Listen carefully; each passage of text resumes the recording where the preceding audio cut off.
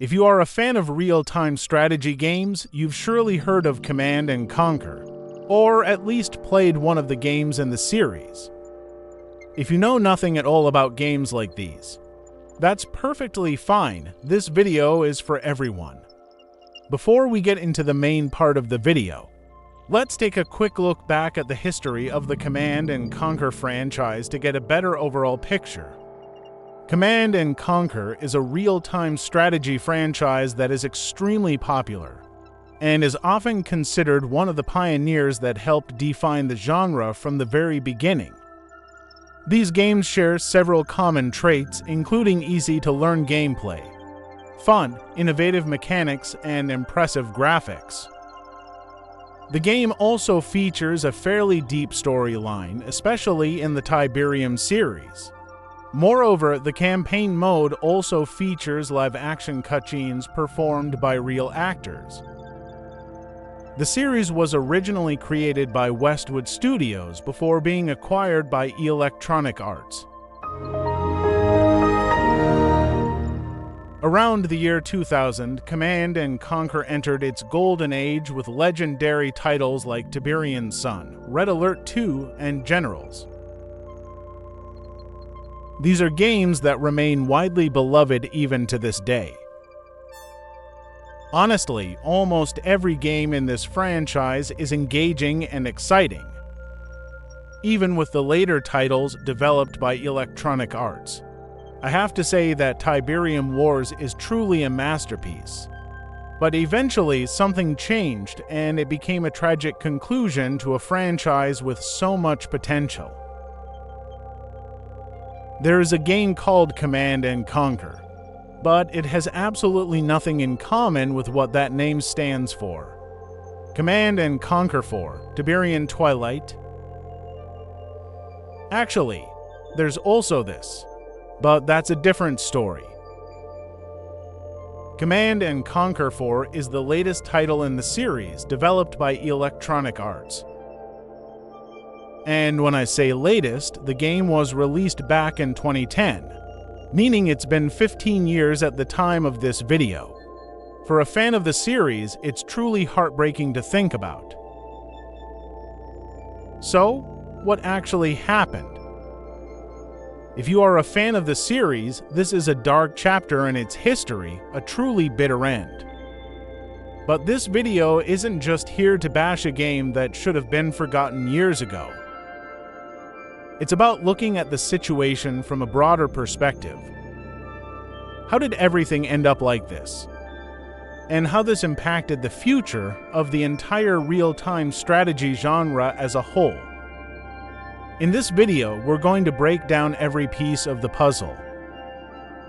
The first and most obvious change, something anyone can immediately notice, is that the developers completely abandoned base building and resource gathering, which used to be the core foundation and the most iconic feature of the Command & Conquer series. This turns it into an almost completely different game, leaving only the meaningless Command & Conquer name behind. But why did EA do this? They are a huge game company. They couldn't have suddenly become this stupid, right? Behind this decision were many reasons, part of a cold and calculated strategy by this massive game developer and publisher. I will start with the simplest point. Let's take a look at the gameplay design of Command & Conquer 4. Now, you only control a single MCV, which the game calls a crawler, and you are allowed to produce only a very limited and restricted number of units. You choose one of 3 classes each time you start a match or deploy a new crawler: offense, defense, or support. The name of each crawler class already explains its role and playstyle, so I won't go into detail here, as it is not necessary for the point we are discussing.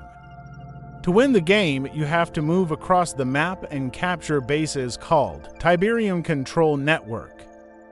You need to capture more bases than your opponent to gain points. In addition, you can earn extra points by destroying enemy units and crawlers. In general, whichever side reaches the score limit first wins the match. Each match is designed around a 5 versus 5 format with fast-paced combat and constant action, similar to competitive online games, especially the MOBA genre. MOBA, yes.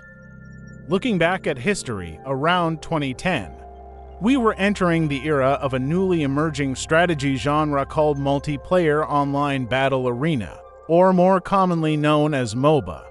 I'll explain this in the simplest way possible for those who are unfamiliar with the genre. This is a genre where you control a specific character, commonly referred to as a champion, in a 5 versus 5 arena. You and 4 of your teammates fight against 5 enemy players. The main objective is to destroy the enemy base to achieve victory. Each champion has unique abilities, and characters in this genre are generally divided into 3 main classes. Damage dealers focused on offense, tank characters focused on defense and soaking damage, and support characters who use their abilities to protect or empower allies.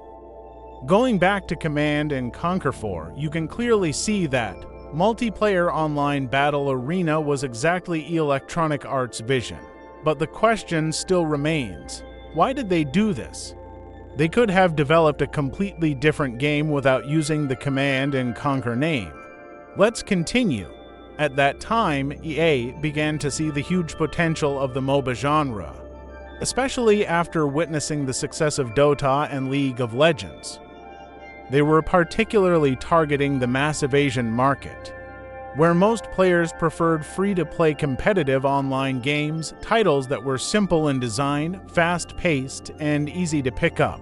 What we now know as Command & Conquer 4 originally started as a side project called Command & Conquer Arena, a multiplayer-focused game set in the Tiberium universe, originally intended for the Asian market as mentioned earlier. However, Electronic Arts top executives decided to turn this project into Command & Conquer 4. This decision caused controversy even within the company itself at the time. Using the name Command & Conquer 4 allowed them to sell the game at a higher price and attract more players, even though the game itself was rushed and poorly made. Electronic Arts doesn't care about what players want. They care about what makes them the most money. Command & Conquer was no longer a major source of profit for them, because real-time strategy games are not easy to access for casual players. They wanted to create something simpler, more accessible to mainstream audiences, and capable of generating faster revenue, rather than spending heavily on a fully developed new Command & Conquer title. They chose to bring the story to a harsh and disappointing end.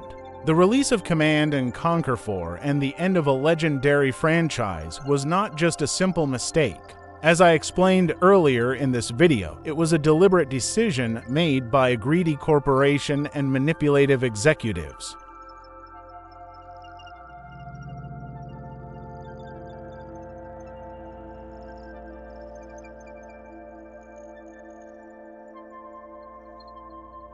And now, a bigger question arises: the future of games like Command & Conquer. The release of titles like Command & Conquer 4 showed that developers were no longer paying attention to traditional real-time strategy games. Even worse, these games were gradually being replaced by MOBA and turn-based strategy titles that are more accessible to casual players. Especially with the massive rise of MOBA games, which originally evolved from the real-time strategy genre. However, these have become soulless competitive games, now controlled by corporations just as greedy as Electronic Arts. Let's hope these RTS games will return one day with beautiful modern graphics and fun, traditional gameplay, and reclaim the throne they truly deserve. If you've made it this far, I sincerely thank you for watching. If you enjoyed the video, please consider subscribing and leaving a like. It really helps support the channel and motivates me to keep going. I'm Simple Man. I'm passionate about video games, especially offline games with deep gameplay and storytelling. I enjoy reading game lore and researching their worlds. With your support, I will continue creating more videos to share the amazing experiences found in the world of gaming. Thank you all so much.